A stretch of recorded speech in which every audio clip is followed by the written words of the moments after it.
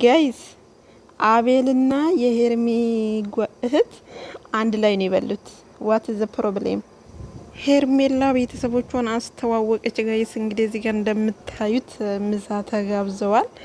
ነገር ግን እኔ የሆነ ነገር እዚህ ጋር ታይቶኛል። አቤልና የሄርሚ ወይኔ ሩትዬ የኔ እናት የሄርሚ እህት አንድ ሰሃን ላይ ነው የሚበሉት። እንግዲህ ወንድየው ወይ ደግሞ የሄርሚ ወንድም ብቻውን እየበላ ነው።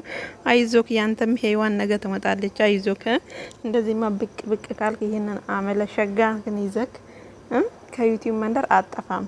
አዎ ለጊዜው ነው እንጂ አንተም ታመጣለህ። አይዞክ ማለት ነው። እና እዚህ ጋር እንደምታዩት እንግዲህ ምሳ ግብዣ ላይ ናቸው። እውነት ለመናገር ሄርሜላ እንግዲህ ዛሬ በይፋ እህትና ወንድሞቿን ላብርሽ አስተዋውቃለች። ወንስ ጋይስ ደስ ይላል። ግን በጣም ነው ደስ የሚለው ጋይስ። እዚህ ጋር እየተገባበዙ ነው ምናምን ነገር ተጀመረ። እዚህ ጋር እየተጎራረሱ ነው። ወይኔ አቤላም በቃ ካዳት ያችኛዋን የቡታጀራዋ ተከዳች ጋይስ። እንግዲህ ሄርሚ የአብርሽ ናት፣ የሄርሚ እህት ደግሞ የአቤላ ናት።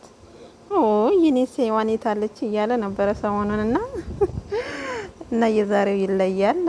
አይዞክ አንተም የሄርሚ ወንድም አይዞክ፣ ከሰሞኑ ትመጣለች። አይዞክ አይክፋክ።